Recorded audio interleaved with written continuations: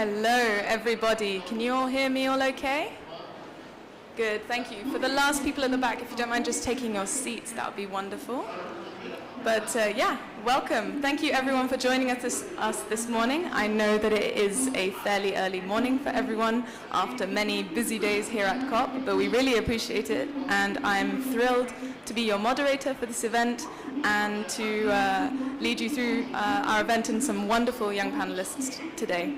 So the goal of the event this morning is to highlight the lived experiences of young advocates across 4 different continents, which is super exciting, and through both a panel discussion and also a keynote speech and a lovely film that will be presented as well. And we hope that if you take away anything from this, we hope that we reinstill in everyone the real importance of collaboration and working together, and that you leave this event with some new ideas and hopefully some motivation for some cross-border collaboration. So my name is Megan Chalcroft. I am the community builder for We Are Tomorrow Global Partnership. And the We Are Tomorrow Global Partnership, there are a couple of you sitting in the audience that I can see. The We Are Tomorrow Global Partnership is a global partnership, as the name indicates, and we are a network of youth organizations across the globe who try and share best practices, share our knowledge with each other, but also to write national and global youth climate agendas. And these agendas are really essential pieces of advocacy tools. They help strengthen our voice, and they help explain our future, our demands, and our dreams to policymakers, which is pretty relevant at events like COP. So the event today is co-organized by We Are Tomorrow and the wonderful organization called Enabel. And I thank Dr. Oblé for attending here today and for facilitating this. Enabel is the development agency of the Belgian federal government, and their mission is to implement the policy priorities of the Belgian governmental corporation and to promote sustainable international solidarity.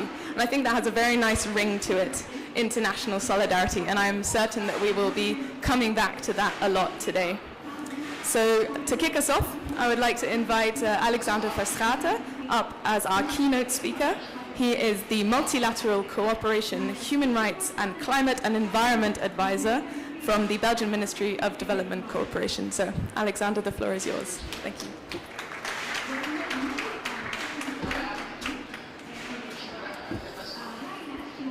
Thank you very much, Megan. Thank you, everybody here in the floor and online. Good morning, everyone.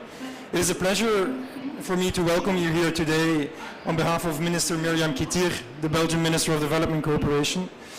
I would like to start my speech with a quote by Al Gore, the former Vice President of the United States and a frontrunner on the fight against climate change.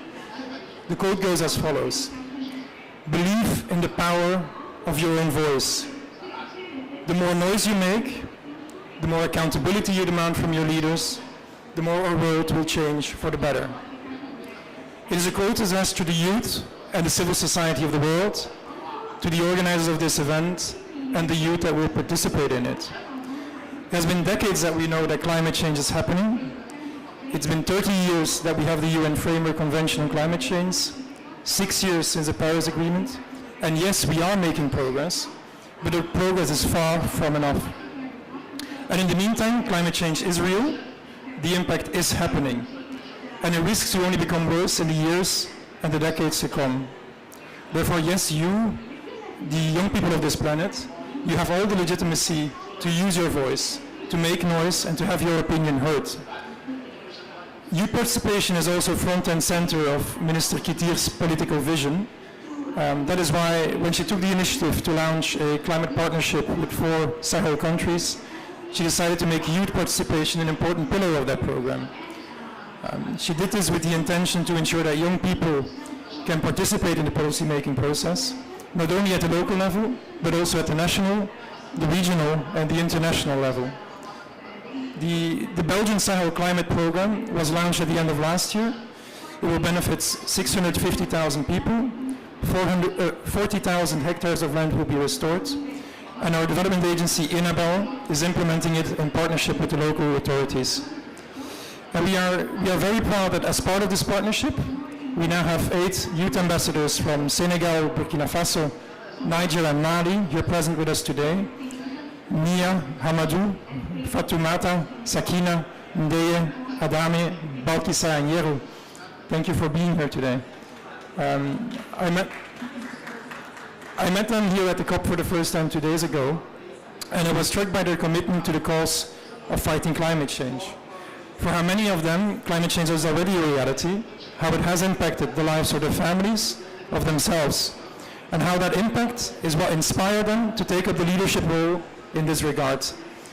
We are obviously here with a much larger community of young people around the world, so I'm very grateful for the cooperation with We Are Tomorrow Global Partnership. It is inspiring to see how this network that spans several continents shows a commitment to form a global coalition, because that is also what COP is about, to connect, to network, to form coalitions that grow into global partnerships. Because you, the young people of today, are the leaders of tomorrow, and it is the networks that you create here today that will help you in tackling the consequences of climate change in the future. And I believe that today at this event we have speakers from around, from over different countries, different continents, from the 4 different continents, Africa, Latin America, Asia and Europe, from Nepal to the Netherlands and beyond, and that is really amazing. So having said this, I will leave the floor to the youth. This is your event. I very much look forward to the fruitful discussion, and on behalf of Minister Kittir, I wish to thank you again for your commitment to fight climate change. Thank you very much.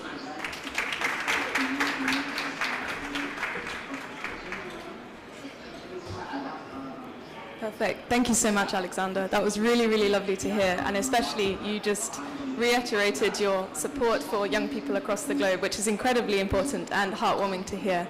And you said climate change is happening and it is having impacts, and I feel we're all here at COP and we all should agree on this, but it is good to send that point home. So I myself, I am half British and half Swiss, and I had the joy of growing up in the Swiss mountains, and I myself in my lifetime have experienced the change in climate. While my position is one of extreme privilege in that the only effect that it's had on me is less snow each winter. So I've seen, instead of 2 meters falling every winter, I've seen it go to sometimes not having much snow at all, to having all of the snow fall in one night. So this change in climate is something I have experienced, and I think in contrast, my lifetime isn't exceptionally long compared to many people here at COP. And so this privilege is something that I want to really speak to in this event, and I hope that our young advocates here can show that young people really are being affected by the climate crisis, and it is the most vulnerable who are the most affected. And it's time for us to raise their voices. We can no longer ignore these voices. So, by highlighting the stories of our lovely panelists, which are about to join me, I hope, and how they have mobilized themselves to fight for climate justice, I hope that you as the audience and also online, I hope that you can learn something new and feel up to the challenge of engaging in cross-border collaboration. So without further ado, bienvenue Balkissa. I'd like to invite you to the stage. Balkissa has been actively working for the Jeunes Volontaires pour l'Environnement, or the GVE for short, in Niger and Senegal for years. She has worked on land restoration, urban forestry, plastic pollution, and environmental education. Bravo. Currently, as the project leader of GVE Niger, she works with different vulnerable social groups to realize community-based interventions for land restoration. Merci, Balkissa. Next, I'd like to invite Laura de Vries up to the stage. So, Laura de Vries is the Vice Chair and Public Affairs Lead of the Dutch Youth Climate Movement, or the Jonge Klimaatbeweging, where she represents the voice of over 1 million young people towards the Dutch government. She is also the climate mayor and a European Climate Pact ambassador, and in all of her work she fights for a future-proof, rapid and inclusive climate transition at the local, national and international levels. So, welcome. Our third speaker I'd like to invite is Gabriela Herrera Malik. She is the executive president of SEUS Chile. And Gabriela, I would love it if you could pronounce SEUS Chile when it's your turn. SEUS? SEUS, and the long version of the name? Oh, okay. It's The C is for Congress. It's an University Congress of Sustainability. Perfect, thank you. My Spanish isn't up to par, I'm very sorry about that. Yeah. And so Gabriela is a master's student in geophysics from Chile. She is interested in accelerating adaptation to climate change through regional and local processes and continuously fights for the voices of young people and women to be included. Thank you, Gabriela. Finally, I'd like to invite Yero. Bienvenue, Yero. Yero Saar. Welcome. Merci, Yero. Yero is the founder of Fridays for Future Senegal, and despite facing resistance to his activism, he continues to fight for holistic solutions to climate change that cross the boundaries of sectors. Yero is also the founder of Act on Sahel, a member of Young Afro Climate Warriors, and vice president of the Jeune Chambre Internationale Universitaire Dakar Espoir, as well as a student of physics and chemistry. So bienvenue, Yero. Thank you. Thank you, all of you. I will join you now as sitting on one of these comfy chairs. So to start our first round of questions, I would really like it if you'll all be asked the same question, and I would really like it if you could highlight your different experiences of the climate crisis in your home country, and how have you and the young people of your either region or country reacted to the climate crisis. So I'll start with Balkisa and we'll work along. Thank you, Megan. Good morning. Thank you for being here so early. You said everything about me, but I have to say what we are living in our countries.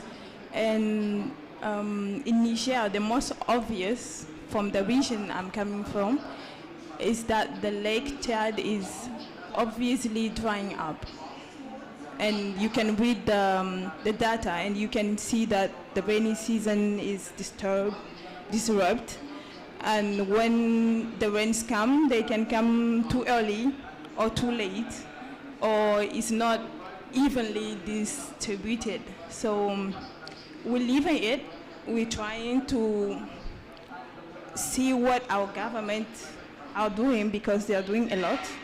We are facing the two crises, because we are facing biodiversity, we are facing desertification, and then adding the climate change. So working is really not only working in the NGO cocoon, but working with the government, working with our partners, like the Belgian government, through our cooperation, and mostly joining our forces to not go in different ways, because we have just to do probably the same thing, but all together, and then we can be more strong. What else? Maybe I will let her talk and then I will add. Thank you. Thank you for your answer. I think for the Netherlands, we are slowly starting to see the effects of climate change. But already like a few years ago, I think about 5 or 6 years ago, when especially Greta Thunberg started to be a movement, the Netherlands, the youngsters in the Netherlands, to be specific, started to take action. So I think the most important thing for the Netherlands is that a lot of youth organizations started being interested in also being active on the climate debate. And I think one of the most important things we did is unify. So a lot of youth organizations started to take action on climate change, and we noticed that still in government and politics our voice was still not being heard enough. So we made sure we unified all those voices, and we installed one youth organization, which is the Dutch Youth Climate Movement, which is the focal point for those youth organizations in politics and government. So it's clear for them what the youngsters want and who to talk to, and for us that we have an in at government and politics to make sure that what we find important is also being heard. Thank you. Hi everyone, Okay, I come from a country called Chile that is located in Latin America. We have a long coastline of more than 4,000 kilometers in the Pacific Ocean. And we have a desert in the north and glaciers in the south. We have also have island territory, and we are very diverse, but sadly very vulnerable. In Chile, the human right to water is not guaranteed in our constitution. So desertification is one of our main problems. Water is a priority issue within public opinion in the country. There are towns in rural areas where the government must carry water through trucks. And many times they do not meet the minimum number of liters per person recommended by the World Health Organization. Personally, climate change in big cities, such as the capital Santiago, where I live, is not felt too much, but the most important factor to consider would be the change in rainfall and extreme temperatures. It is why adaptation is one of the central axes that public policies must take in developing countries, which was reflected in the Global Youth Climate Agenda. And how I organize? I organize myself through the NGO SEALS Chile, which began an study and university initiative in 2016, and then we found the NGO. Today we are more than 40 volunteers from different parts of the country who works to empower young people and that they have a real political impact in the country, strengthening the generation of capacities in issues of climate change and sustainability. Over the years, we have carried out more than 20 projects that have to do with environmental education, public policies, and youth advocacy with a territorial approach. We firmly believe that multidisciplinary work is the key to find a better solution to complex problems. Thank you. Okay, thank you everyone. I'm going to talk in French, and my friend Balkissa will help me to translate in English. Je suis Yero, je suis originaire du Sénégal, et comme vous le savez, le Sénégal est un pays côtier. Nous avons plus de 700 km de côte au niveau de l'ouest, et au nord, nous avons une ouverture avec la Mauritanie, c'est-à-dire une partie désertique. Donc, si vous imaginez un peu un pays qui, à l'ouest, a 700 km de côte, et au nord, qui a l'ouverture pratiquement sur un pays désertique, et au fil des années, on a senti qu'il y a l'avancée de la mer au nord et aussi l'érosion côtière au niveau de l'ouest. Hero from Senegal. In his country, they are facing coastal erosion and desertification from Mauritania. And as we are both from Sahel, I will add that all of our country are definitely facing the same desertification issue. The only difference in our groups is that he has the ocean. Voilà, tout à fait. Donc, on a senti au fil des années qu'il y a une détérioration au niveau de la température, il y a une détérioration au niveau aussi du niveau de l'air, la quantité de l'air que nous respirons n'est plus de bonne qualité, et ça rend un peu le quotidien des Sénégalais de plus en plus difficile. It's becoming harder because of pollution, air pollution and coastal erosion, and so they can definitely feel that climate change is happening. Okay. Merci, Yero. And thank you, all of you, for sharing your experiences with us today. I hear a lot of mentions of coastal erosion and water issues. I feel that Laura is maybe the only one with maybe too much water in her country. But then I'd like to hear from all of you, what are you doing as young people? How are you organizing yourselves to take climate action? And so what mediums are you using to make sure that not just your voice as a climate activist is heard, but all of the voices in your home country are heard? Balkissa? Thank you. Representing a group of 8 people is going to be difficult to resume it, but I think they will agree that we are doing it through radio, through social media, and going on site and talking with a rural community, exchanging, sharing with them, and of course listening to them and having their solution. And then bringing the message to our government, to the decision level, and making sure that they are being heard. But with the science, the university, I will say, we're trying to, can I say, decrypt, making easier the message from the university to the rural level, because sometimes it's a bit difficult, right, when you're taking the IPCC report and you want to explain to your friends or family that this is what will happen. They know that something is happening, but you have to give it in few words, or in simple words. So this is what we're trying to do, studying the reports and translating it and telling the truth. We have to be honest. If we have the information that something will happen, we're projecting something bad in few years, they have to know, and then we have to listen to them, and they will give us their solutions, which is important too. Yeah, I think for us, inclusivity is one of our core principles. So we find it really, really important that we include youngsters from the north and the south and from rural areas as well as cities, but also inclusivity and diversity in every way.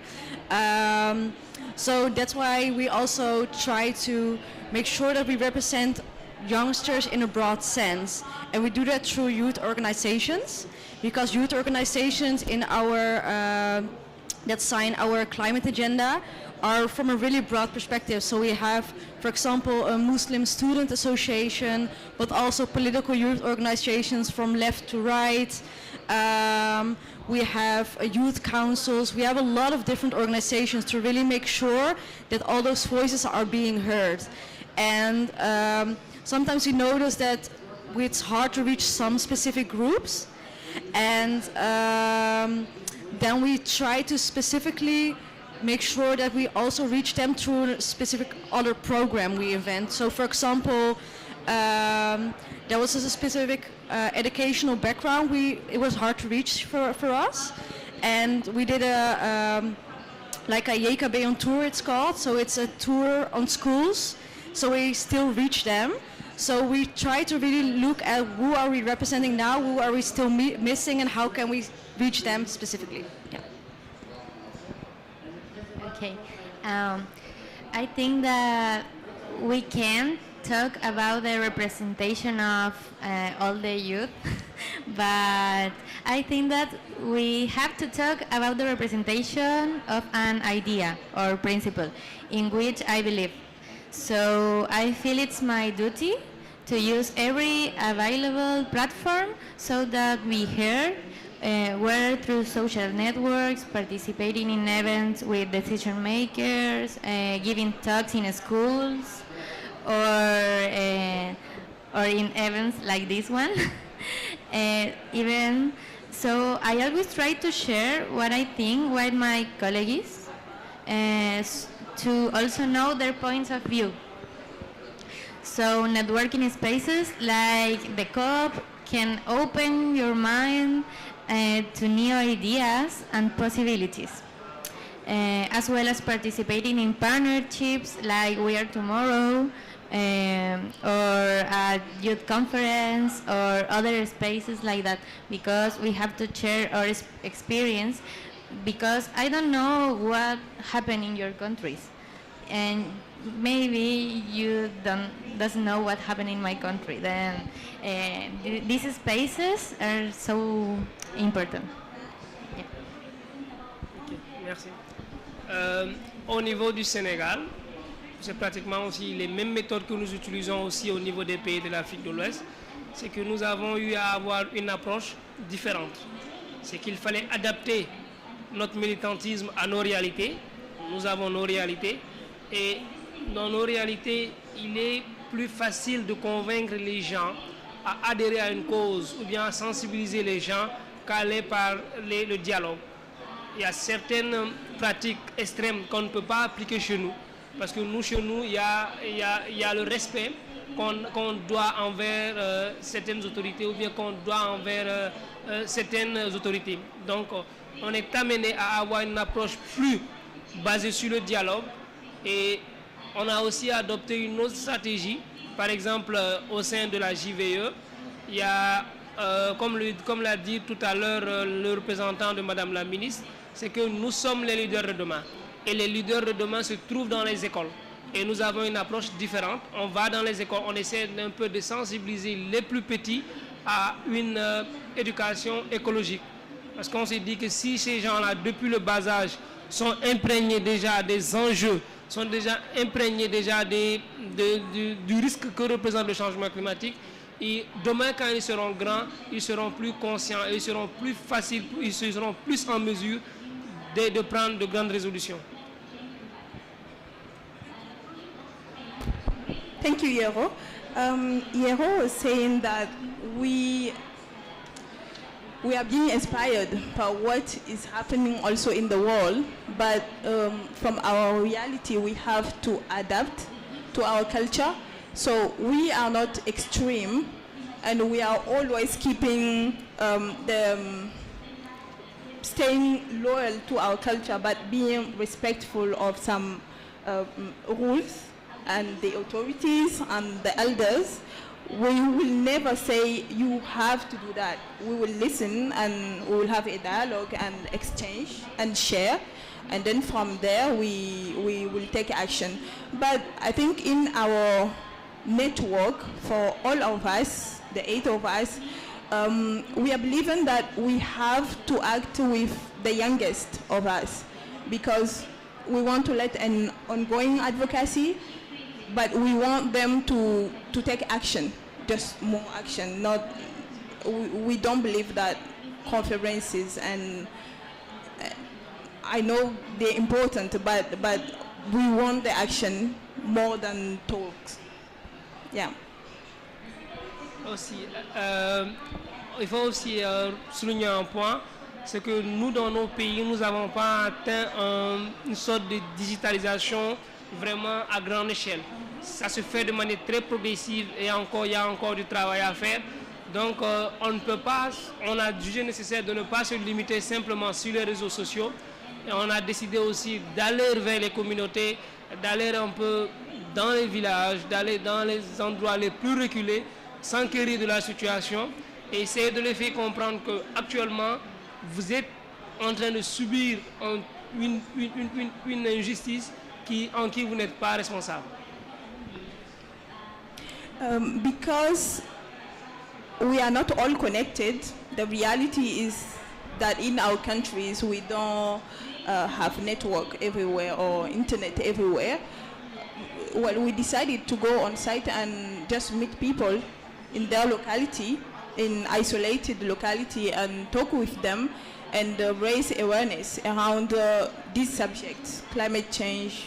I think I can add desertification and biodiversity.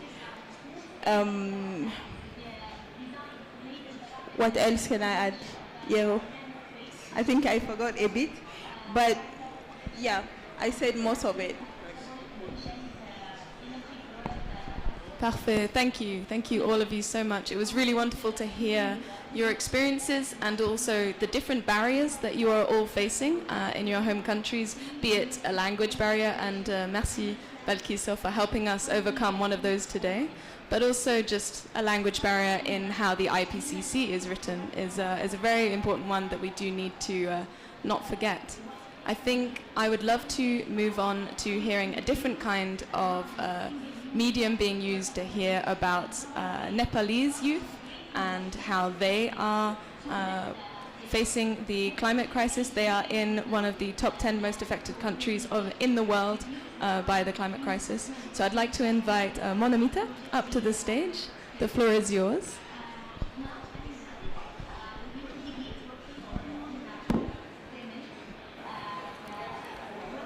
Hi. Thank you, Megan. And I'm delighted to be here today to join all of you in the room here at COP27 and also to those of you online. It's been really inspiring to hear about what you're doing in your communities to represent young people, and also to hear from Alexander on the need for international collaboration. I work for the British Council, which is the United Kingdom's international organisation for cultural relations and educational opportunities. We work through arts and culture, education and English language, and we feel it's really important to build connections, trust and understanding, and work as a global network to enable opportunities to learn, share and act together. We Are Tomorrow and the British Council support youth organisations and initiatives across the globe. And NYCA, which is the Nepalese Youth for Climate Action, is an example of one of those organisations. In Nepal, the British Embassy and the British Council have worked together on an FCDO-funded project and campaign, which was called Road to COP. The campaign was really important in encouraging women and young people to add their voice. And through this campaign, what was highlighted was the inspiration that arts and culture and media can bring to young people, and how this is a really effective way for the truth of what's happening and young people's voices to be represented. The film that you're about to see was made by Shamrat Dungana, and he was able to do this through funding of the Camera Shika project. That project enables young people to develop their digital and filmmaking skills, and also to focus on storytelling visually. The impact of that film has been immense, and the Camera Shika program, over 2 million views of those films have been accessed online, and also the film we're about to see won a Green Award at the International Kathmandu Film Festival. Just to say as well about the British Council, we've been running the Climate Connection programme, which we started in COP26, and we're running it still, and we're looking forward to COP28. A really big part of that programme is to ensure that meaningful youth participation and youth voice is at the core of what is done. And research is also really important to keep updated and to ensure that we're being relevant. We conducted some research of 8,000 people across 23 countries, and what really came out again was that young people said that they weren't included in policy, as well as voices of women, differently abled communities and other minority groups. 75% of people surveyed reported that they had the skills to deliver climate action, but 69% reported that they had never participated in climate action. So really important that youth connect like you're all doing, and to encourage, encourage meaningful action. So I'm going to just introduce the film now, and what it is, the film is a really brilliant example of how this medium can show the effects of naturally induced, climate disasters, and also how young people are speaking up for their generation. The film is dedicated to the people of Tal in Nepal. It's very moving, and I'd just like to quote the filmmaker, who says that it's important for youth to talk about climate change as this is a global concern.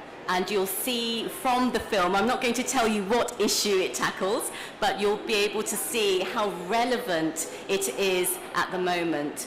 And he says that it's time that we work together to make a global transformation that helps mitigate and overcome the effects of climate change. Thank you very much.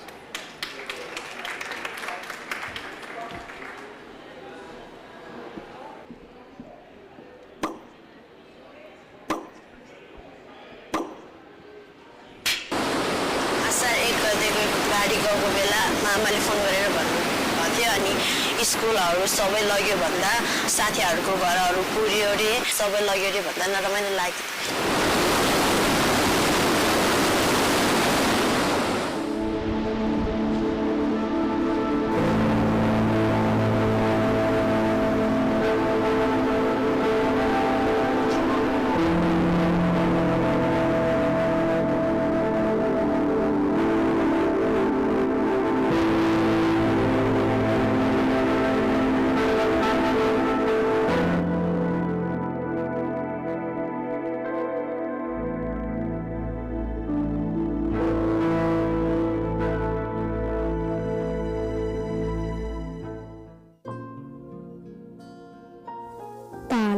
is a small village located in Manang district, lying at the base of the Himalayas in Nepal.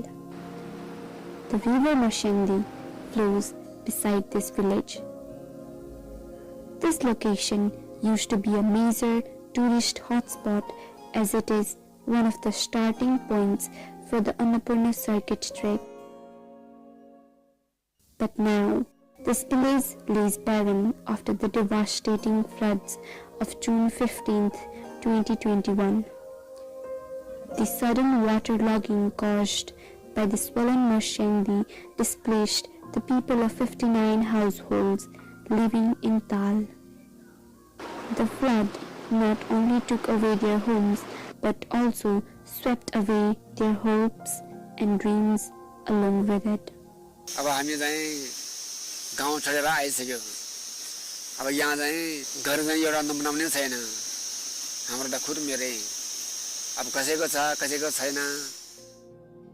The students of Sri Vanu Secondary School were also among those affected. They are now forced to study in tents, while their classrooms have been filled with sand brought in by the flood. Nikita is one of the many students who used to live in a hostel nearby the school to pursue her studies. However, ever since the flooding, she has been forced to walk 3 hours a day just to attend her classes inside these makeshift classrooms. As a result, the number of her classmates has dropped significantly. अहिलेको अवस्थामा त त्यो जुन गाउँबाट उनीहरु आउँछन् त्यहाँ पनि बीचबीचमा नि विभिन्न खोलाहरु ठुलठुला खोलाहरु छन् पहिरोहरु गइरहेको छ बिहान गएको बच्चा बेलुका फर्किने हो कि हैन बाबाआमालाई पनि त्यो चिन्ता हुने भयो किनभने हामी बालबच्चाहरु टाढाबाट दिनदिनै यो रिस्क मोली कसरी पठाउने त भन्ने उहाँले पनि राख्नु भएको थियो. Interviewing one of the teachers and local residents of Tal, we came to learn about the shocking changes in the climate that they have experienced during their lifetime. जलवायु परिवर्तनले त्यसले गर्दाखेरि वनस्पतिहरुमा नि हामीले चेन्ज गरेको देखिन्छ. अब पहिले चाहिँ यहाँ यो ग्यानाङ अथवा यता वरिपरि अब स्याउहरु फल्थ्यो. अहिले चाहिँ स्याउ फल्दैन. गुराँसहरु चाँडै फुल्दिने के यो जस्तै अब पहिले चाहिँ चैत वैशाखमा फुल्थ्यो गुराँस है. अहिले चाहिँ पुष माघमै फुल्दिन्छ. त्यसले गर्दा जलवायु परिवर्तन चाहिँ धेरै चेन्ज भएको छ. Ever since this incident, the people of Tal live under the constant fear of another climate change induced disaster. बाढी पहिरोको कारणले घर भवन स्कुल मात्र नभई म जस्ता धेरै विद्यार्थीहरूको भविष्य पनि बगाएका छन्. Regardless, the people of Tal continue to march forward to rebuild their lives.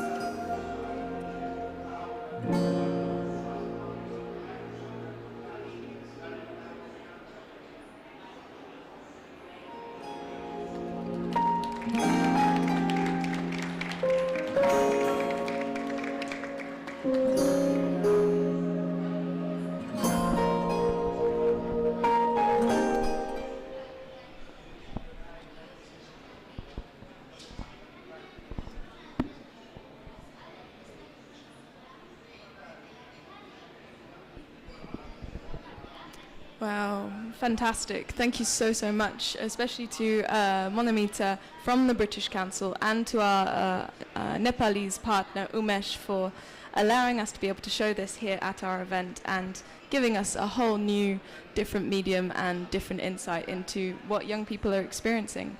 I think we can all agree that it cannot be ignored and it should not be ignored, and I hope you are all as moved as I was by that film. If you'd like to learn some more about it, feel free to approach Monamita or our Nepalese partner Umesh at the back at the end. But for now, I think I'd like to move on to our second round of questions. These are more going to be tailored to each of you individually, and I'd love to focus more on cooperation across borders, because I think, Gabby, you mentioned that you don't know about what's happening in everyone's countries, and I think that does apply for everyone. No one has a complete, total global overview at one point. It is very difficult to have. So hopefully through this event you get to learn a little bit more about everyone's situations. So this round I'd like to focus on how young people can be stronger together, and international cooperation is obviously very important, but also regional. And so my next question is going to be towards you, Balkisa. I know you do a lot of regional work, and the South African partner of We Are Tomorrow Global Partnership informed me that there are 11 different languages in South Africa, which was something that I wasn't aware of, and that is just an example of how a structural barrier such as language itself can create a whole new regional difference within one country. So regional collaboration is very important. So Balkisa, how have you cooperated and formed collaborations with young people at a regional level? It's not difficult when you're chasing, I think, the same prey. We just focus that we are going after the climate crisis, and we're focusing on whatever we can do to fight against climate, right? So there is no language barrier. I think my last cooperation a few weeks ago, it was around the pre-COP of Kinshasa, sorry.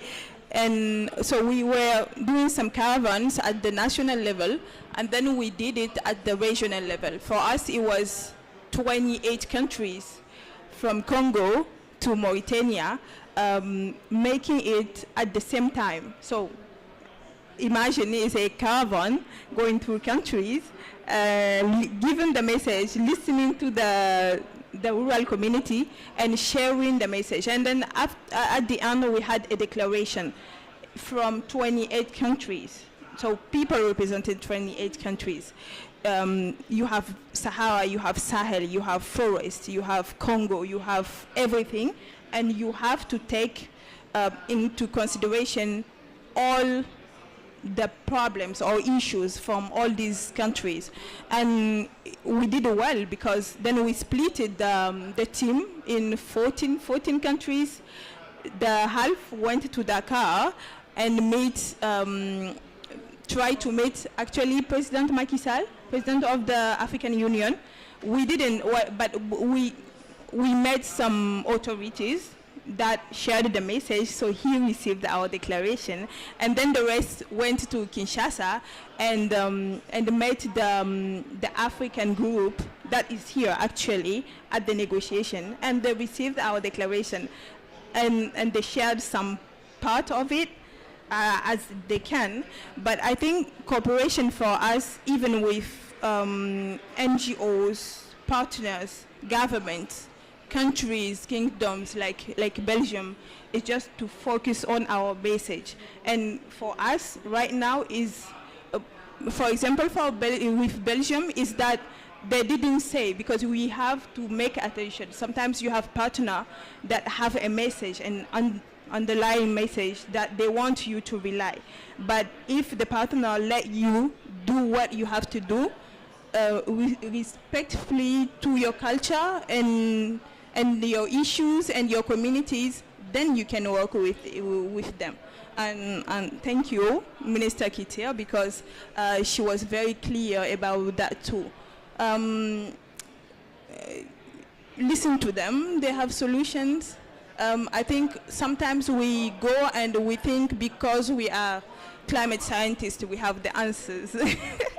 But it's not true, because sometimes we don't have the knowledge, actually. They have knowledge. So yeah, it's the only secret. Listen and share. Thank you. Very good to know, and a good point. Some of us are climate scientists, but not all of us, so a very good point to make. My next question is to Laura. I'd like to expand out a little bit to international collaboration. I know you've been involved in it. So how have you cooperated with other youth movements, and what was this international collaboration that you were part of? Thank you.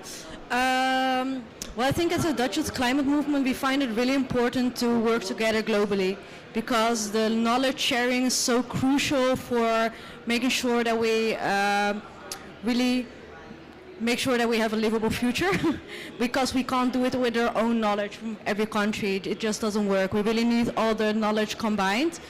And that's also why I love the Global Partnership so much, because they combine the knowledge of all the youth organizations in the world, at least now already many organizations. And for the Dutch Youth Climate Movement, who already works with climate agendas, it's really nice that we also got to work together with other youth organizations on the global youth climate agenda. Because our national youth climate agenda is of course focused on our national context. But we have a global issue and a cross-border issue, and it can't be solved only with a Dutch approach, which works for the Netherlands. So to work together on that global youth climate agenda was really nice, and I think there were 3 stages in working on that. So the first was written submissions, so we could all make submissions on what we find important, what we wanted in the global youth climate agenda, and we sent it to the Global Partnership. And then we had these discussion rounds on what we meant by it and what we really, like what the context was and what we wanted to be in there. And the last stage was that we could also edit it, and I think that is really nice, that we didn't only give input, but we were there for the whole process as the youth organizations. So for example, the Dutch Youth Climate Movement also edited the part of the biodiversity. We co-wrote it, and I think that's really nice, because you feel ownership of the youth climate agenda, and we all work together on it. And I think that makes it really strong, because it is an agenda of the whole of us, of youth organizations from the Global North, Global South, and it's really our agenda of us together. Thank you. Thank you, Laura. That was really lovely to hear, and I like how you said how there is no silver bullet, so the Dutch way of working towards climate action won't work for everyone. I'm sure it works very well in the Netherlands. In fact, I know it works very well in the Netherlands. And yeah, we have to work together in order to have this global impact. So thank you, Laura. My next question, Gabby. We are here at the biggest climate conference of the year, and you are one of the panelists who has been at COP for the longest. So my question to you is, COP27 is a prime example of international collaboration. This year, maybe a little less. I hope the negotiations go better this week. So what were your expectations for COP? Have they come true? What are your thoughts on this? Okay. Yeah. Okay, at this COP, the central issues, I think, are financing, loss and damage, and adaptation. From the global south, our eyes have been set on reaching a financing mechanism for loss and damage, and that is broad, constant, and easy accessible. In addition to consolidating the collection of annual contributions for the Global Green Fund of $100 billion USD. Unfortunately, we have not had good news in this regard. Since in loss and damage, there are two ideas that conflict in various aspects, and that come from the global north for one side and global south for other side, respectively. So what happened in the next few days will determine the success or failure of this COP. It is to be hoped that the role of facilitator of the loss and damage table that the Chilean Environment Minister Maisa Rojas can push to achieve this, but we have not seen any sign of that. From We Are Tomorrow partnership, we have within the access of our agenda loss and damage, adaptation, and youth participation in climate justice, which are access that are represented in the hopes we have that the negotiation move in a good direction that allows us to improve the living conditions of people that all over the planet, because climate justice is actually social justice. Absolutely. Thank you so much. I was clicking for you that climate justice is also social justice. Very, very strong point to end on. Thank you, Gabby. I think, Yero, our question to you would be, I know you faced some barriers, and I can say the question in French after, but for the audience, Yero faced some barriers in his climate activism, and reflecting upon these barriers and what you've learnt from your fellow panelists today, what do you think we can learn from each other on collaboration? Donc on sait que tu as surpassé quelques barrières dans ton travail pour l'environnement et pour le climat. Et ma question c'est, en pensant à ces barrières et à ce que tu as entendu aujourd'hui de tes camarades, qu'est-ce que tu as appris et comment ça peut être appliqué avec la collaboration ou la coopération, voilà. Tout d'abord, c'est toujours bien de partager des panels, et en plus forte raison avec des gens de différentes nationalités. À ce jour, on a appris qu'il existe dans certains pays, au cas de la vidéo, c'est vraiment un truc que nous voyons pratiquement tous les jours chez nous. Et on se rend compte que ce que nous vivons chez nous n'est pas uniquement chez nous. Ça existe aussi chez les autres. Donc on se rend encore plus, on est de plus en plus conscient de la globalité et du fait que ça nous touche tous. Et au-delà de ça, vous savez, quelles que soient les difficultés que nous rencontrons dans notre militantisme, il faut être focus sur notre conviction. Nous sommes convaincus que nous cherchons un monde meilleur. Nous sommes convaincus que nous cherchons un monde avec zéro faim. Nous sommes convaincus de chercher un monde sans guerre. Nous sommes convaincus de chercher un monde avec la justice climatique. Donc, s'il en va même qu'on surpasse notre personnalité, je pense que c'est nécessaire. C'est nécessaire pour nous et pour les autres. Voilà tout ça.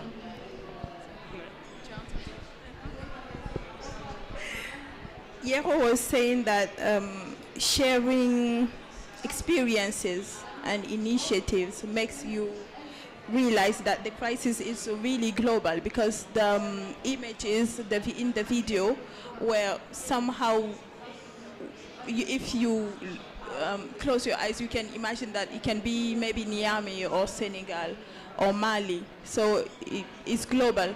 But he said at the end, we have just to be convinced that we want a world free of hunger, free of war, free of anything that is bad, and then just continue to fight for those reasons and stay focused on this reason.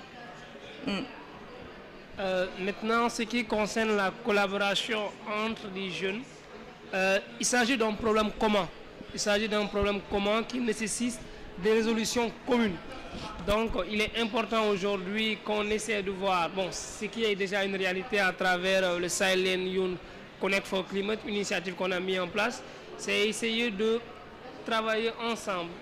Parce qu'aujourd'hui, si vraiment on veut aller pousser un peu les leaders du monde à vraiment prendre de fortes résolutions, c'est qu'on ait une seule voix. Et je pense que la collaboration inter-État, la collaboration entre les jeunes des différents pays, les jeunes qui ont vécu eux-mêmes ces tragédies-là, c'est la meilleure issue pour pouvoir faire porter nos voix. I will try. So we have common issues, and we should have somehow common solution, and raising the same voices to reach our goals. And he was saying that working together is really the key. So that joining our forces and making it, maybe we are tomorrow, but we are present too, we are today. And today we should collaborate. And he was saying that for us, for 8 of us, is really collaborating inside our NGOs nationally, but also in the Sahelian region. And we hope it will grow and it will grow and reach all the parts of Africa.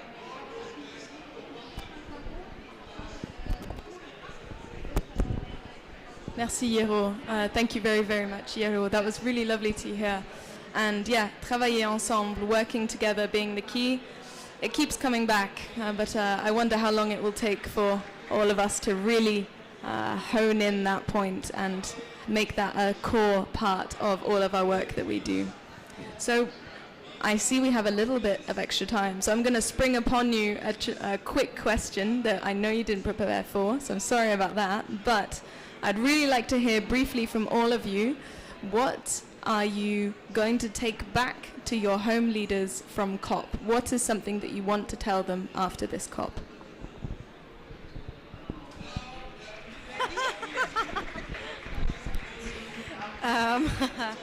Thank you. This is a difficult question, I think, because I think a lot of things are important to take home. But I think the most urgent one, and we've all said it a lot of times before, is we're still not aligned with 1.5 degrees. And that's worse for bad for some countries, much worse for some others. We're still now going towards 2.4 to 2.8.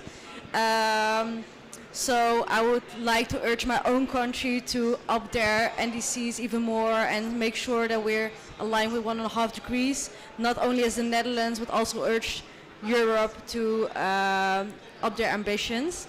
So I think that's the most important. I mean, there are always more key points to take back, but the most important is that we are 1.5 degrees aligned.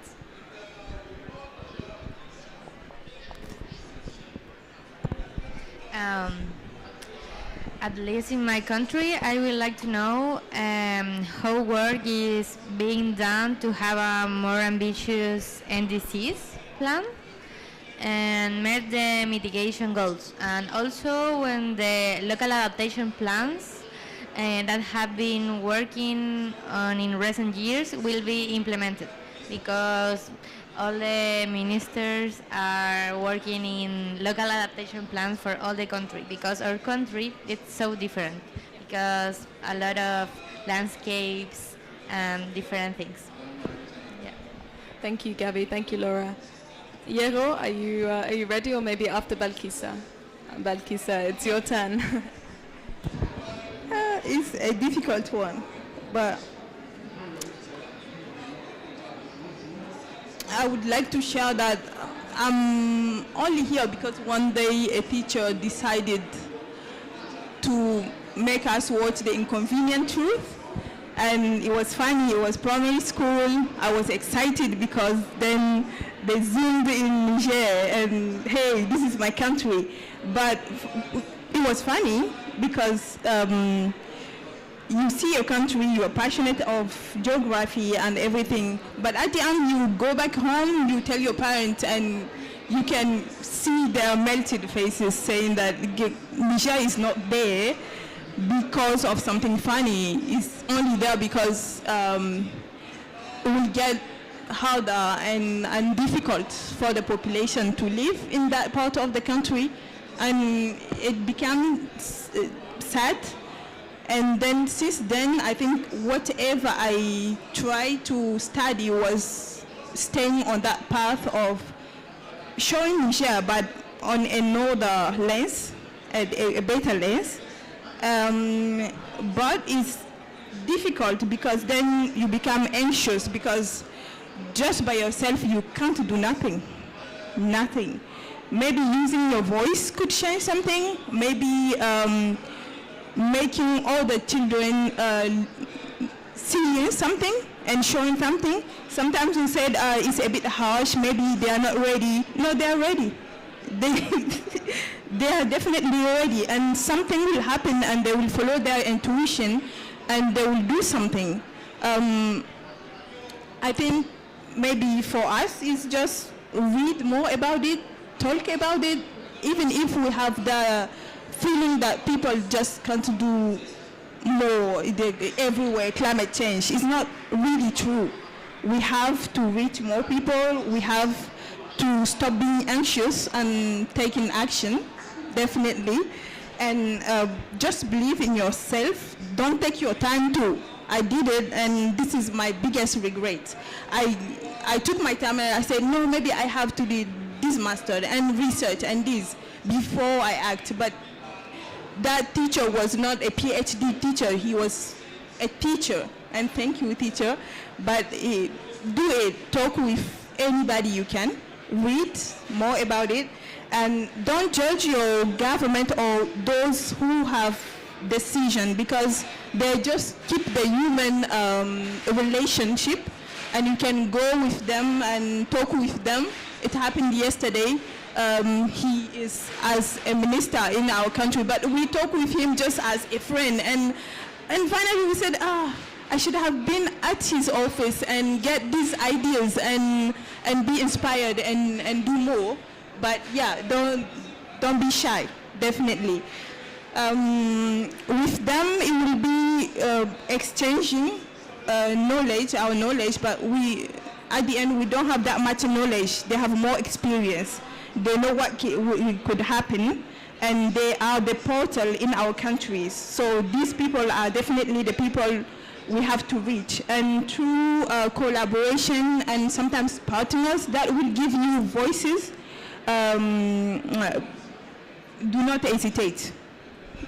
Thank you, Bakisa. It's very important that you highlight the importance of collaborating with sometimes people that youth groups maybe don't want to collaborate with. Youth groups, it's often very easy to just collaborate with other youth groups, but we have to collaborate with people that are often older than ourselves sometimes. So, Yero, it's up to you now.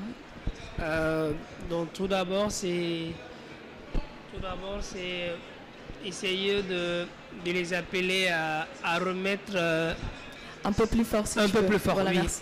Tout d'abord, c'est de les appeler à essayer de remettre l'homme au centre de toutes les priorités. C'est remettre l'humain au centre de toutes les priorités.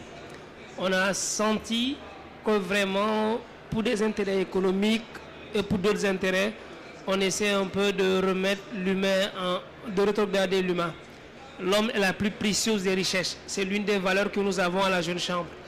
Donc, il est impératif d'abord, avant toute prise ou avant toute décision, de veiller à ce que ce soit l'homme d'abord qui en sort vainqueur.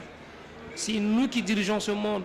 Le monde, c'est nous qui l'avons. Donc si aujourd'hui, on ne nous met pas en priorité, je ne sais pas qui est-ce qu'on va mettre en priorité. Et ce n'est pas évident, ce n'est pas facile pour nous de voir tous les maux qui existent actuellement dans le monde. C'est pas facile aujourd'hui pour nous voir au niveau du Pérou des gens qui n'ont même pas un toit où dormir. C'est pas facile pour voir au niveau du Pakistan des milliers de personnes sans abri mourir sans raison. Qu'est-ce qu'ils ont fait pour mériter cela? C'est pas facile de voir au Nigeria, c'est pas facile de voir un peu partout dans le monde que le monde va mal. C'est pas facile pour nous. C'est l'une des raisons pour laquelle nous nous sommes engagés. Et nous appelons aussi les leaders du monde à prendre conscience de cela. C'est que ça va mal. Il faut impérativement remettre l'homme au centre des priorités. Merci, Hero.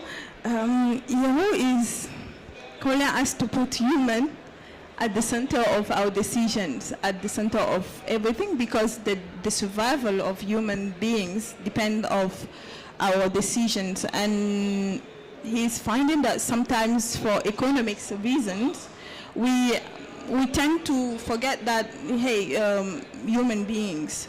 And then I will add that maybe sometimes we want to be rich, but we can't be rich enough on a planet that is dying.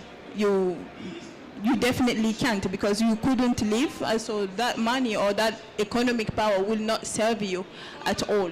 And it's difficult to witness what is happening in Nigeria or Pakistan or Peru or somewhere else in the world with all climate refugees, in Niger too. So, but for leaders, he is calling for that human-centered decision-taking and decision-making. Thank you for this word. Perfect. Thank you so much. Merci, Yero. I would like to now open the floor for any questions for our panelists. I will also be checking if there are any online, but I would like to prioritize those that are here in person. So are there any questions? Don't be shy. They're very friendly. Yes. We're just getting a microphone for you. My apologies.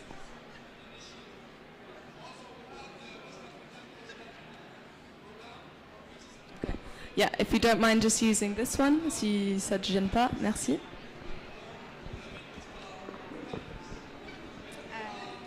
Okay. Good morning, everyone. My English is not good, but I will try.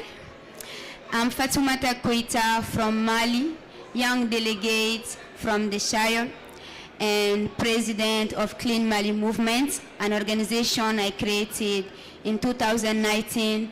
And with this organization, I target men and women to be committed to the climate through education and communication. I want to thank the young panelists and also to thank Enabel for this opportunity and its partner from Belgium for this great initiative. We all know that it's not easy to be here. We appreciate and we are happy. I don't have any question. I just want to give a message. And because we all know we are here, our environment is affected. We have no choice. We have to work together for a synergy of action.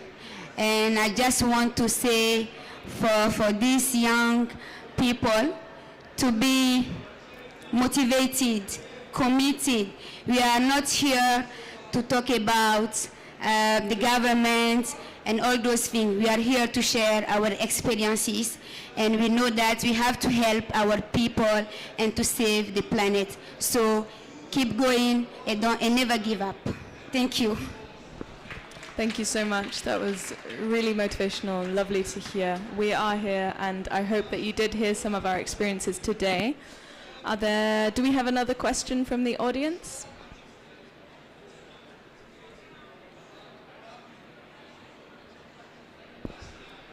No one? There we go. Yes, please feel free. I'm sorry we don't have an extra microphone, but please feel free to use this one.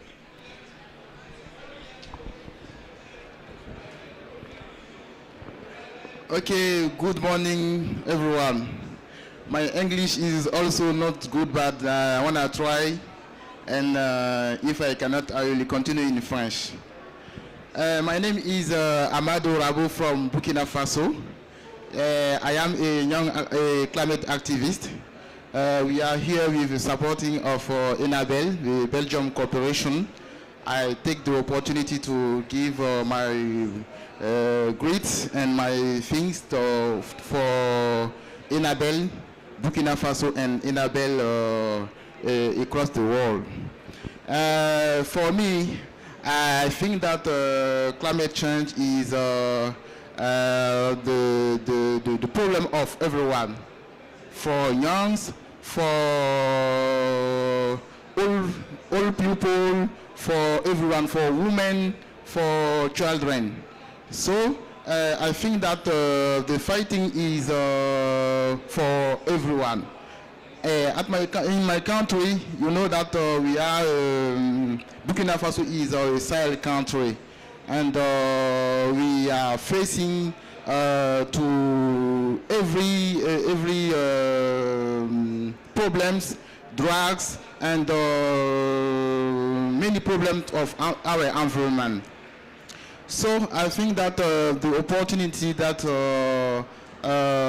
Enabel gives us to be here is to help us to give our voice, to make understanding our voice by the leaders who will be here, we are here to make decision, to take decision, and to take decision to fight climate change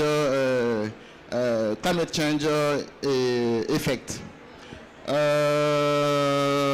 I think that it is all the thing that I want to say, and thank you everyone. Thank you. Thank you very much. I think we do have a question targeting our panelists. I saw a hand over here, so Laura, would you like to use this mic?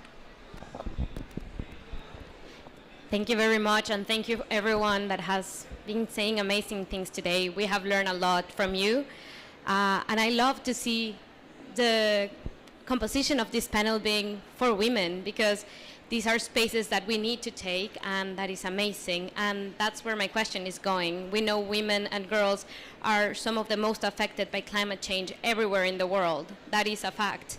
So I want to ask you, how are you including women? How can we continue helping girls and women be part of this fight against climate change? Thank you so much, Laura. So did you all understand the question, the inclusion of women and girls in your movement? Balkisa. Thank you. I'm happy the gender and climate change representative in the room. She's here in Niger, so we are lucky, and we have the chance to have her and a lot of other women being an example and setting really high the example that we have to follow, and trying to make women leaders known and seen and heard also, because definitely in our country, or our countries, I will say, the leaders in climate are mostly men. Happy for you, but we want to be heard, and I think if I can talk to you directly, I think work with your sisters or wife or whoever or children, but don't make it like a power. We don't share the same powers, so just let us some space and do what we can do and what we are able to do. And we know that in society, women are taking charges of a lot of things. So we are not une menace, a threat, but more like complementary. We can be complementary in this, and it can happen. I think we are optimists. It can happen in our country. We are seeing more and more female leaders. Just we have to continue and do not stop.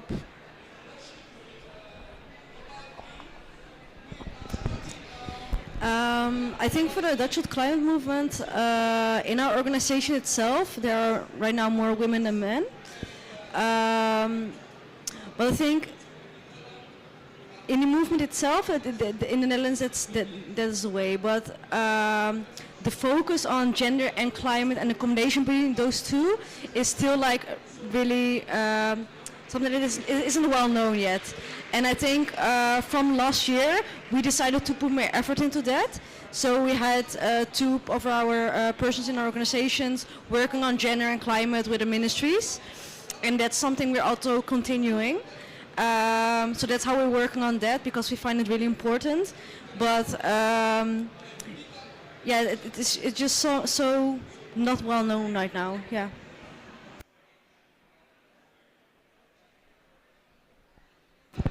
Okay. In Chile, I think the things are different since the feminist movement in 2018, because the women are taking the spaces. In the country, we have a lot of spaces that the women are working, taking, and we have barriers, but I think that, I don't know if you remember the performance called Las Tesis. They are women from Chile that made a performance with they sing a song and with a dance, and in other parts of the world, other women did that performance, and that performance is from Chile, and I'm so proud about it, because that means that our voices are listened in other countries, and that's so important. And it's an issue that in Zeus Chile, my organization, the women are the 60 or maybe 70% of the participants, and we are so proud about it, because we are the most affected by the climate crisis, but we are taking the spaces and working about it. Yeah. Bon, déjà sur le, déjà en voyant ces quatre dames, cela en dit beaucoup. Ça en dit beaucoup sur l'engagement que les femmes ont vraiment dans le bien du monde. C'est bien dommage que nous soyons au XXIe siècle et que nous revenions encore sur cette problématique-là. Je pense que nous devrions déjà vraiment essayer de mettre en avant les femmes. Parce qu'à chaque fois, elles sont les premières à être touchées. Elles sont les premières à être touchées, quelles que soient les crises. Quelles que soient les crises que vous citerez, quelles que soient les difficultés que vous rencontrerez, ce sont les femmes qui sont en ligne de mire et en ligne de combat. Et c'est bien dommage aussi. Et ça fait partie de l'un de nos combats aussi, qui nous tiennent à cœur. Ça fait partie de nos priorités. Essayer de voir comment essayer de protéger et aussi de permettre plus à ces braves de faire partie des instances de décision. Ce sont elles qui ont réellement les solutions concernant certains problèmes. Et je pense qu'il ne doit pas y avoir de disparité, qu'on soit homme, femme ou autre, il ne doit pas y avoir de disparité. Donc, il ne doit pas y avoir de disparité. Et nous espérons qu'avec cette nouvelle jeunesse, nous allons dépasser ces pensées qui datent de bien longtemps. Merci. Merci, Hero. Hero was saying that it's a shame that we still have to say that we need to put women at the front row, or to put women at the decision-taking or decision-making level. And he's hoping that with the new generation, our generation and the younger generation, that something will change, definitely. I can add that it is changing.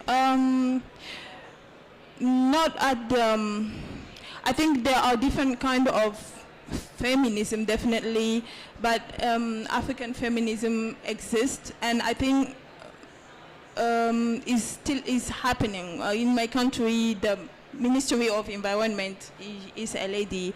A lot of all the ladies taking decisions and representing the communities. So I'm hopeful. I'm optimist. I can see it happening, and we're proud of it.